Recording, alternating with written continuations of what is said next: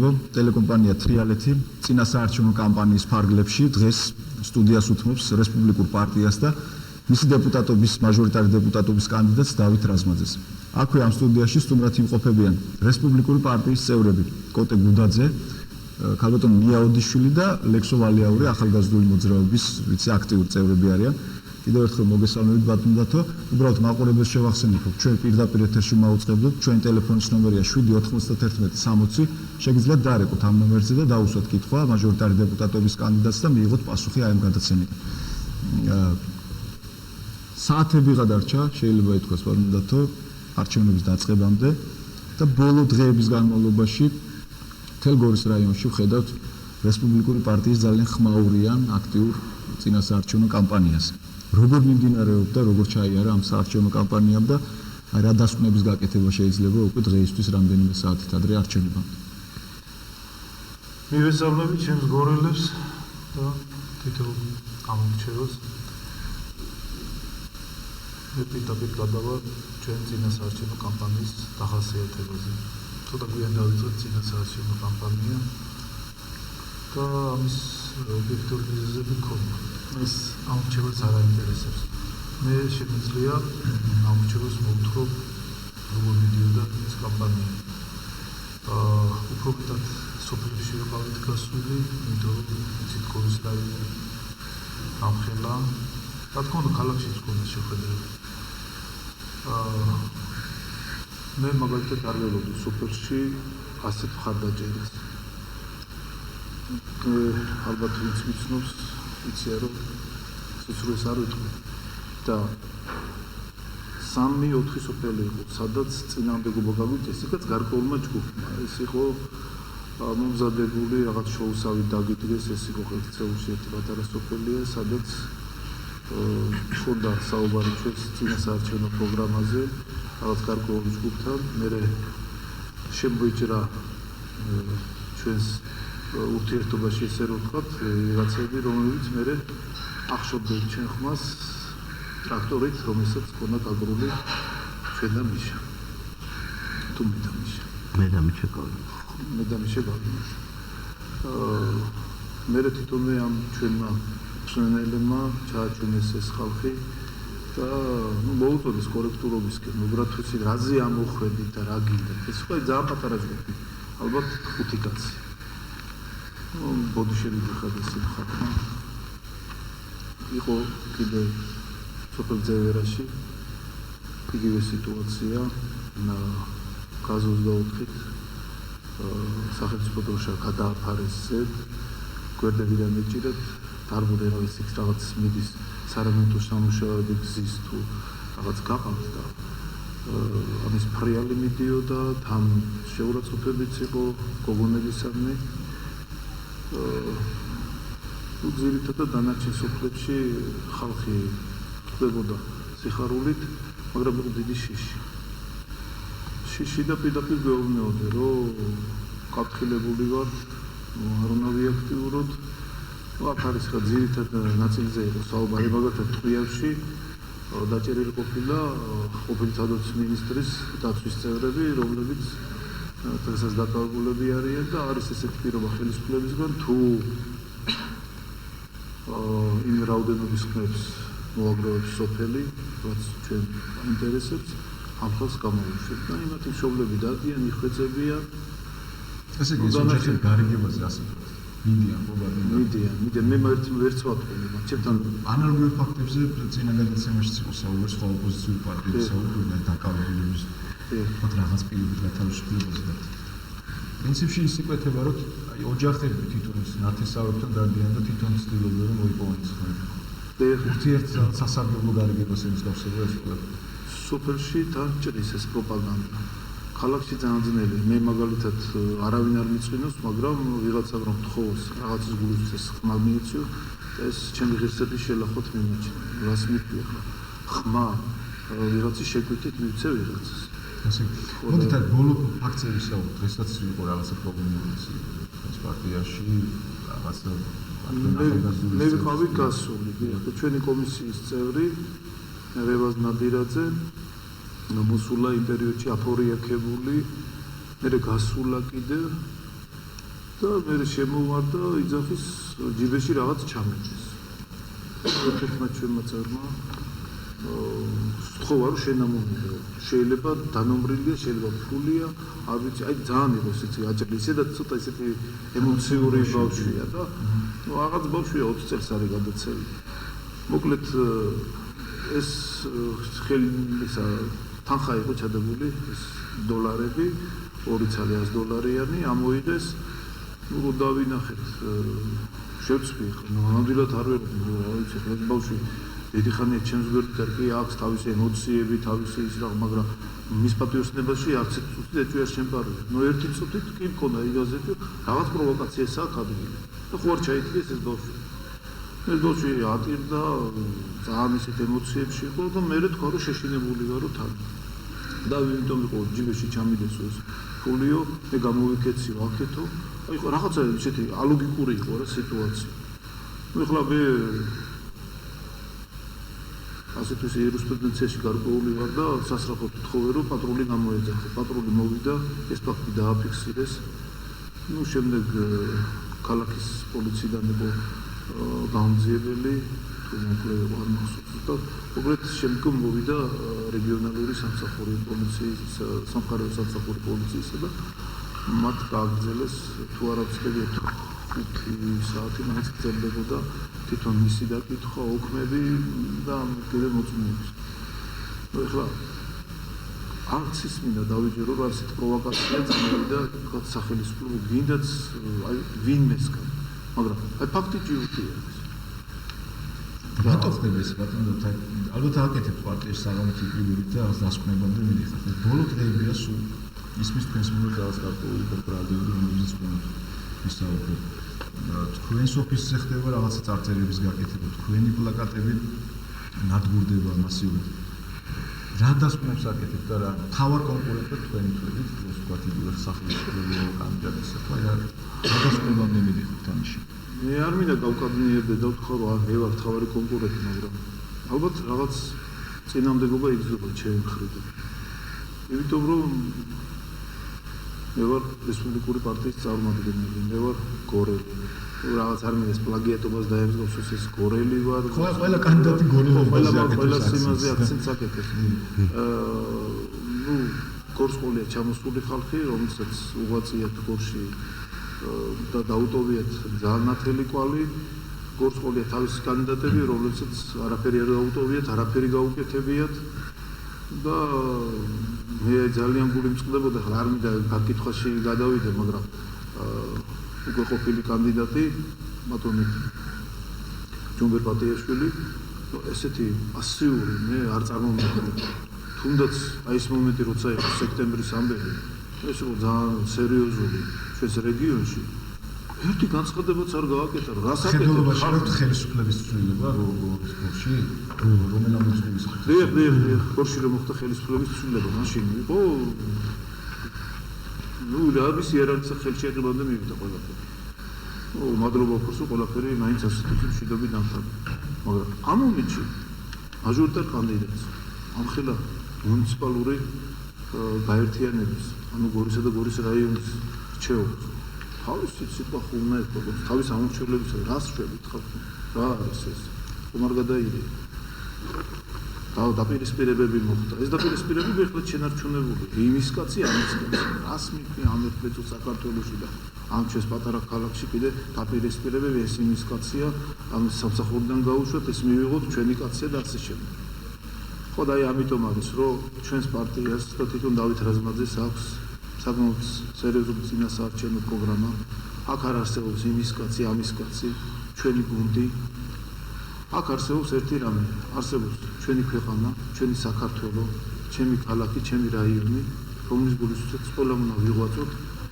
იგივე კონკურსის წესით, ტენდერის წესით, უნდა მოხდეს ეს ყველაფერი და არა ისე ვიღაც ამოფარებული, ვიღაცის ბიძაშვილი იმარჯვებს ტენდერში, ვიღაცა კონკურსის წესით გადის და ბოლოს ირკვევა, რომ ესეთი სახელმწიფო წარმომადგენლის ახლობლის ვიღაცა არის და ასე შემდეგ. ხოდით უნდა მივაქციოთ იმათ კომპეტენციას, იმათ კვალიფიკაციას და აი ეს ხალხი უნდა მოვიდეს და უშუალოდ უნდა გაეცნოს ჩემი გორი და გორის რაიონი აი ამ წინასაარჩევნო პროგრამას. სადაც ნათლად არის რესპუბლიკური პარტიის მიერ თავიანთი ხელისუფლებაში მოსვლის შემდგომი ნაბიჯები განსაზღვრული და თან დასაბუთებული. იქნება პარტია ამ პროგრამიდან ბოდნეთო ვისაუბროთ ჩვენი რაიონი მთლიანად რეგიონის პრინციპში აგრარული რაიონია. თვითონ ქვეყანა არის აგრარულია ქვეყანა, კი, თვითონ. რას მოიმოქმედებთ რესპუბლიკელები გამარჯვების შემთხვევაში აი სოფლის მეურნეობის განვითარებისთვის? თქვენ რას მოიმოქმედებთ თუ მოხდით პარლამენტში? აი სოფლის მეურნეობის განვითარებისთვის რას ვიწერს რესპუბლიკური პარტია ამ წინასწარ? ეს საკმაოდ სერიოზული ნამუშევარი არის. აი ახლა ინგლისი სამი გვერდი, სამი ფუნქცია. ამას თქვენად არ წავიკეთ? არა. უბრალოდ მე გავამახვილებ ყურადღებას რამდენიმე მომენტზე, რაც ტკივილი არის. ეხლა ყველა საჩერებული საწავი, რა თქმა უნდა, ეს როგორ არის, როგორც ჰაერი ჩვენთვის ის არის სცენარისტვის ეს წყალი. მაგრამ მარტო წყალი არაფერს არ მოგცემს. უამრავი დარღვევები არის უკვე თვითონ ბუნების დაცვასთან დაკავშირებით. ეს სავარგულები ხომ თვითონ სოფლის მეურნეობის სპეციალისტი არა ვარ, მაგრამ მომიწია ისეთ სამსახურებში მუშაობა 25 წლიანი სტაჟის განმავლობაში, რომ საკმაოდ კარგად ჩავიხილე და აი სოფელში აბსოლუტურად ყველაფერი არის ნულიდან დასაწყისი. და ხა ჩვენ გავიძახით, არ გვინდა ამერიკა, გვინდა რუსეთი. რას მithია ამერიკა არ გვინდა, არ რუსეთი არ გვინდა. ყველასთან გვინდა ჩვენ კეთილმეზობლური ეს საერთაშორისო ჩვენ საგარეო პოლიტიკაში და კეთილმეზობლური ურთიერთობა. არავის ვასალები ჩვენ არ უნდა ვიყოთ და არავის არ უნდა ვიყოთ დამოკიდებული. მაგრამ მოდი გავიხედოთ რა, იგივე რუსეთისკენ, იგივე ამერიკა ძალიან წინ წავიდა იმათი ტექნოლოგია, ძალიან წინ წავიდნენ ყველა სფეროში. და ჩვენ თუ არ მივდებით ისე და ასე დავიწყეთ, მაგრამ ვაში მოვიყოთ და რუსეთში გავყიდით, არ არის ეს. ის ვაშინგტონის ადმინისტრაციისთვის რუსეთში უკვე დაკავებული აქვს სხვა ქვეყნებს. ეს უნდა მოიპოვოთ ჩვენი ხარისხით, ეკოლოგიურში და ასე შემდეგ. და აი აქ არის კიდევ უამრავი დაზღვევის სისტემა, რომელიც ძალიან მოწონს სოფლის მეურნეობაში, კრედიტები რა თქმა უნდა, მოსავლის დაზღვევაზეა. რა თქმა უნდა, ბუნებაზე არის დამოკიდებული, ჩვენ არ აქვს ესეთი ამცავი მექანიზმები, რომ მივიღოთ ის პროდუქცია, რასაც დავგეგმავთ და აი აქ არის ყველაფერი, იგივე მერე თემის პროექტები, ეს არასამთავრობოები ფართოდ უნდა ჩაერთო. უნდა მოხდეს ჩვენი ქვეყანა რა თქმა უნდა აგრარულია, მაგრამ ტურიზმი ხლას პრიორიტეტული არის ჩვენთვის და აი ეს ტურიზმი და ეს აგრარული პოლიტიკა ერთმანეთში მიბმა შეიძლება აი ვისაც ეკრება სურვილი წაიკითხავს და ეს იქნება შემოსავლის წყარო, უნდა დასათმეს სულ ყველა, მაგრამ ეს ყველაფერი უნდა მოდიოდეს ინიციატივა ხალხისგან. მაგრამ სახელმწიფო იმისთვის უნდა შეუწყოს ხელი ამ ინიციატივებს და არა დაბლოკოს და თავის პოლიტიკა გაატაროს. ეს არის თავისუფალი ქვეყანა. უამრავი ჭკვიანი კაცია, რომელიც მეუბნება, რომ მე აი ეს შემიძლია გავაკეთო, აი ეს შემიძლია, მაგრამ არ არა მე სახელმწიფო არ შემიძლია, მე ვიკიდები ლათიაების ხელისუფლების და ყველანაირად ხელს შემიშლია. ხლა აქ შეიძლება ვიღაცამ ზარით შემოუშვას, რომ სად არის ეგრე, აი გვაქვს თავს, არ არის ეგრე რა. მოდი თავს უნდა მოვიტყუეთ რა. იქიდან შევარდნაძის ხელისუფლებიდან გადმოიბარეს ყველანაირი რესურსები იგივე მრეწველობისა, სოფლის მეურნეობისა, სადაც რაღაცა შემოსავლები იყო, იგივე ნაციონალური მოძრაობის წარმომადგენლები, ჩვენი ხელისუფლების წარმომადგენლები. ჯერჯერობით როგორც ჩანს მაყურებელი, ყურადღებით ვისმის, რადგან არ რეკავენ ჯერჯერობით ეთერში, უბრალოდ შევახსენებ, რომ ეს არის პირდაპირ ეთერი, ძირითადად მაყურებელი, ჩვენი ტელეფონის ნომერია 79160. აი ამ ნომერზე შეგიძლიათ დავიკავშირდეთ და თქვენთვის საინტერესო კითხვა დასვათ. არის უკვე ზარი ეთერში.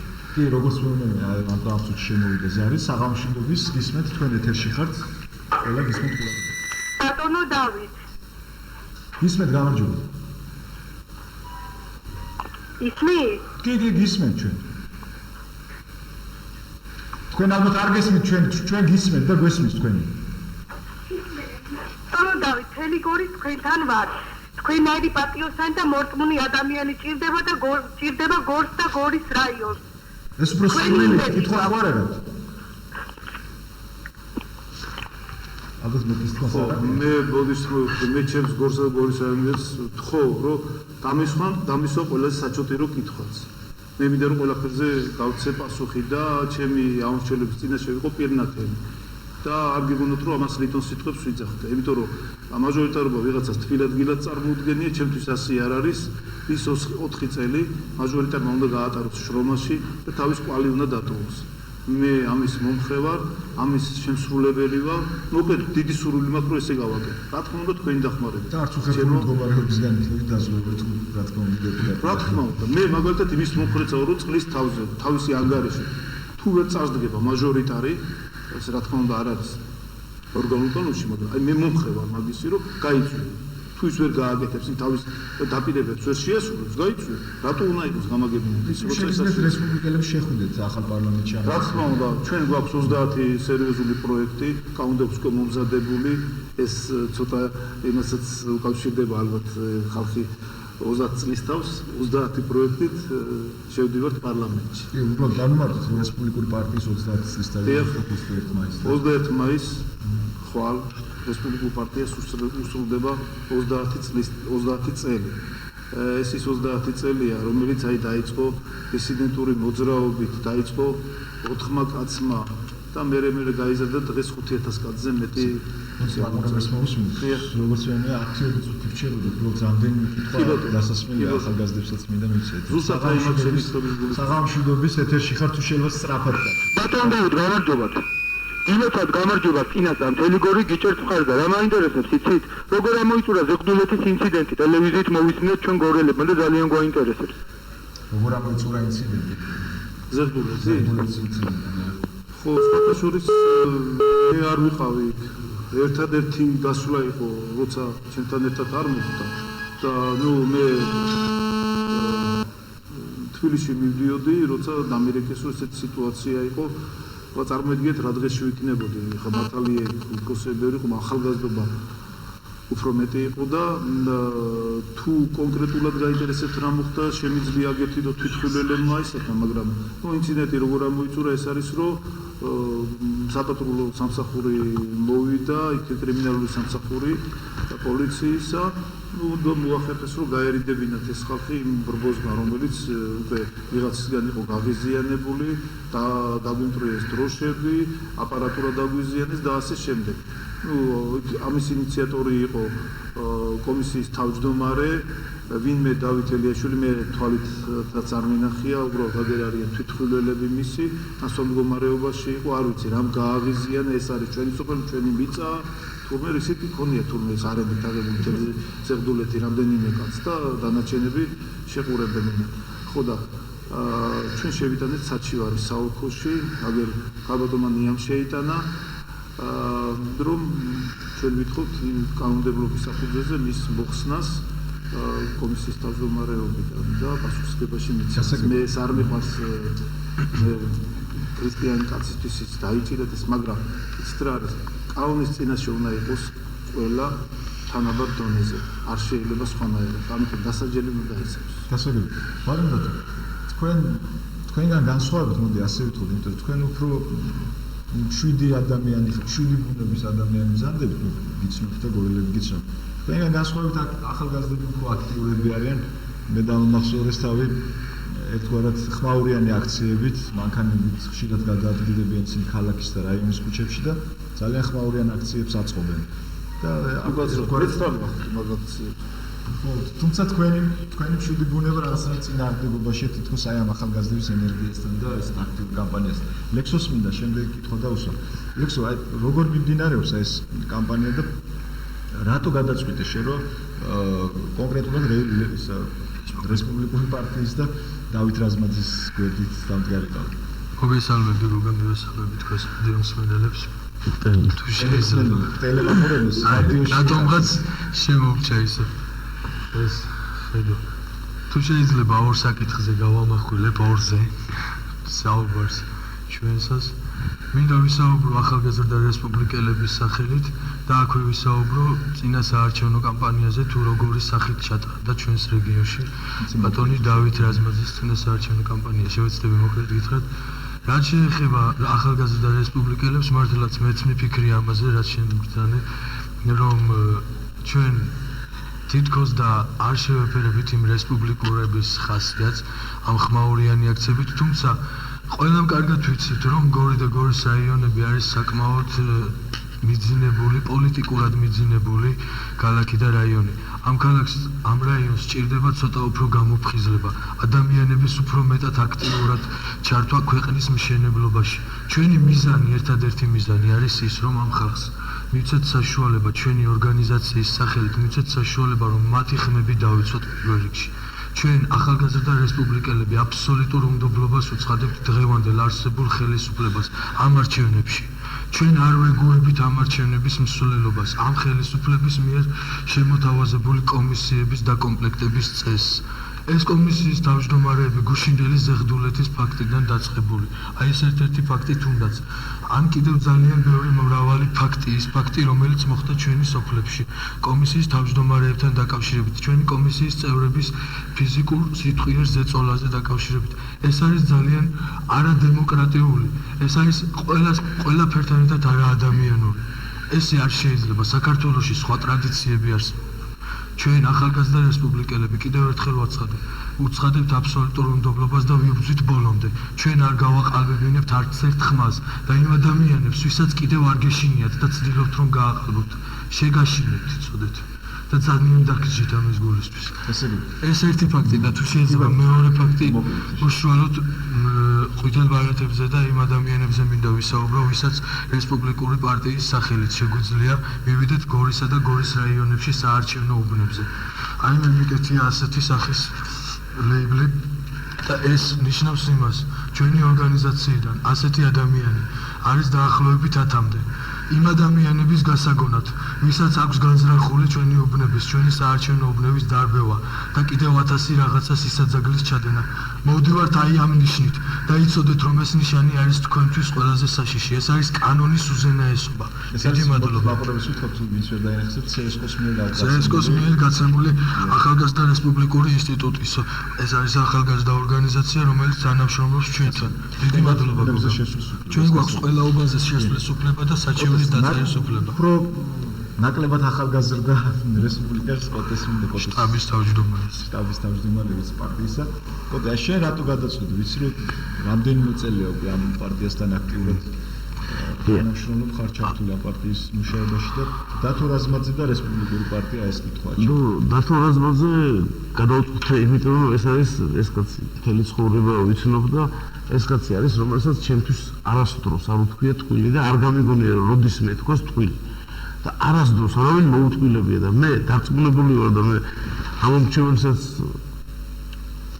პასუხისმგებელი გაუჩნდები რომ ეს კაცი არც ამომრჩეველს არ მოუთქვილებს იმიტომ რომ ტყუილი ამ კაცში არ ადევს ეს რაც თავარია და ნუ ალბათ მეორე მხარეც არის ფაქტორი რომ უფროსშვილის როანათლინებ ადამიანში მე უფროსშვილის ნათლია ალბათ ისეთ ადამიანს ანათლინებ ვინც წესიერია და ვინც მიგაჩნია ყველაზე საუკეთესო ადამიანი ერთ-ერთი ეს ფაქტორი და რესპუბლიკელი კიდევ იმიტომ რომ მე ხედავ ამ პარტიაში და ამ ეს პარტია მზად არის რომ განახორციელოს ხელისუფლება ჩვენს ქვეყანაში და ყველანაირად არის მზად ნებისმიერი თანამდებობის პირის ორი ალტერნატივა მაინც არის ჩვენ პარტიაში ისეთი რომ საუკეთესო როდისმე თუ ყოფილა საქართველოში იმაზე საუკეთესო იქნება ის ორივე ალტერნატივა იმიტომ თქვენი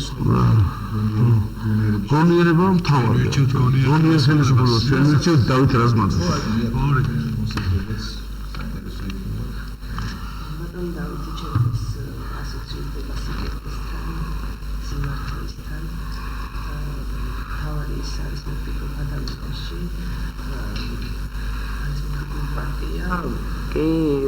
ძირითადად დაფუძნებულია ლიბერალურ პრინციპებზე და ალბათ მისაღებია ყველაზე ახლოს არის ჩვენ სულთან და ჩვენ ზნეობასთან. შესაძლოა მაყურებელს მოსვენ გადმოგაცა და შემდეგ უკვე სულ 5 წუთი რჩება ეთერში შემდეგ და ბოლო საღამოშიდობის გისმენთ თუ შეიძლება სწრაფად დასო კითხვა. გისმენთ საღამოშიდობის? ბატონო დავით წინასწარ გილოცავთ ხვალინდელ გამარჯვებას დღევანდელი დღის მადლით. მე მინდა თქვენი შემორიდები გორელობაზე თქვენ ხართ ერთ-ერთი ძირძველი გორელი შესანიშნავი ოჯახის შვილი პატიოსანი მორწმუნე და მართლა ღირსი ხარ რომ ხვალ გაიმარჯო, მაგრამ მე თქვენთან ერთი კონკრეტული შეკითხვა მაქვს. თქვენ ფაქტით საჯარო სამსახურში. უკაცრავ არგოს მის ორგანიზაციები, რატომ დატოვეთ ეს ორგანიზაცია? ეს იყო ზეწოლა თუ თქვენი სურვილი? მე ვერ გავიგე. მე ვიყავი საჯარო სამსახურში და რატომ დავტოვე ეს ორგანიზაცია ჩემი სურვილით? რა ვიცი, შემიძლია პასუხიც გავცე, მაგრამ მე არ მინდა რომ ვიღაცებს აი ზუსტად იმიტომ დავტოვე ეს სამსახური, რომ ვიღაცებს ჩემს გარშემო შეუქმნეს პირობები, რომ სამსახური მათ უნდა დაეტოვათ. ეს ერთეულები არ იყო, რამდენიმე იყო და ერთ ადამიანზე არ იყო ლაპარაკი, ამიტომ ჯობდა რომ ისე მე დამეტოვე სამსახური, ვიდრე დღევანდელ სიტუაციაში სამსახურის გარეშე დარჩენილი ადამიანი გაუსაძლისი ყოფა და საშინელება ამიტომ მე დავტოვე სამსახური. აქვე ჩაგიკითხეთ, რომ სწორედ ამახო არ გააჩინა თქვათ ის მოსაზრება, თუნდაც თქვენ ოპონენტებში, რომ თქვენ ერთდროულად, ერთ პერიოდში, პარტიულ პერიოდში იყავით საჯარო სამსახურის მოხელიც, მოდი ასე ვთქვათ, და რესპუბლიკური პარტიის ლიდერიც. თქვენ ოპონენტები ამბობენ, რომ ბრალდებებზე მიდეთ, რომ თქვენ ხართ ფსევდო ოპოზიციონერი, რადგან თქვათ საკრებულოში არც ერთი პროტესტი არ დაგიფიქსირებიათ იქ მიღებულ გადაწყვეტილებებთან ერთად.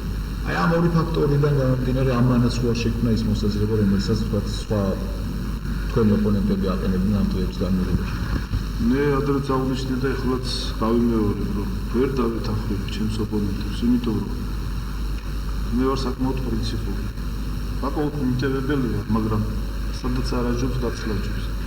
და რაც შეეხება საკრებულოში ერთადერთხელ დამიფიქსირეს ბიუჯეტზე თანხმობის მიცემა. ეს იყო პირველი ბიუჯეტი, მაშინ გამოცდილება არ ჰქონდა. საწინააღმდეგოდ ხელისაწევით მივეცი ხმა, მიუგონა ეს დაფიქსირდებოდა და ამ დროს მოხდა ისე, რომ თურმე პირადად უნდა მეთქვა დიმისთვის, რომ დააფიქსირეთ ჩემი წინააღმდეგობა. ამის შემდგომ შეუძლიათ გადახედა მოხდეს, რადგან ჩემი წინააღმდეგობა არის დაფიქსირებული. და დაფიქსირებული არის ჩემი წინააღმდეგობა ისეთ საკითხებზეც, რაც ჩემს ცხოვრებისეულ სიტუაციებს არ შეესაბამებოდა, მაგრამ მე რას გულისხმობდა იყო ესეთი სიტუაცია, როცა გაუხდა სოციალური პაკეტი, სადაც შედიოდა პირველი ჯგუფის ინვალიდების დახმარება ელექტროენერგიაზე, შედიოდა 0-დან 15 წლამდე თუ 0-დან ზემოთ 15 წლამდე ბავშვების სამედიცინო დახმარება. ეს რამდენიმე ის იყო ამ იმაში გაერთიანებული პატრონული ძალები და აი ეს პაკეტი დაახლოებით თუ არა ვთქვი 188,000 იყო, გაუხდა და ეს თანხა გადაირიცხა ეკლესიის მშენებლობაზე. აი არ ვიცი ხა როგორ გამიგებენ ჩემი მრევლი და როგორ გამიგებ სასულიერო პირა. მე წინამდე გიწავედი ამ საკითხზე და ყველა გაგვირებული ვარ, იმიტომ რომ უფალი ყველაფერს ქმნის ადამიანისთვის და რაც უნდა გაგვეცა, რა უნდა გვეთქვა ჩვენ იმ სუც პაკეტზე დამოკიდებული ადამიანს, როცა ის მოვიდა და იტყოდა რატომ შემიწვიდეთ მე ეს დახმარება. გასაგებია, მოდი ბოლო წუთი ვადმუნდავით იმისთვის, რომ თქვენ მიმართოთ ამ რჩევებს და უთხრათ რატომ უნდა დაგიჭიროთ ხვალ თქვენ ხარი ამ რჩევებში ჩვენს რაიონში. ჩემ ამ რჩეველს მე მითქმა დამიჭიროს გორსა და გორის რაიონში ხარი, რომ მე უნდა ვიბრძოლო სამართლიანობისთვის. მე უნდა ვიბრძოლო იმისთვის, რომ აღარასოდეს აღარ დადგეს ჩვენს ქვეყანაში ის მომენტი, რომ ქუჩაში გქონდეს არჩევნების გაყალბებისა. ეს რეალური საშიშროება დღეს დგას. აღარ დადგეს ის მომენტი, როცა რაღაცის გულისთვის, ინდულგენციების გულისთვის უნდა მოხდეს ადამიანის კანონდარღვევი, ადამიანის განთავისუფლება.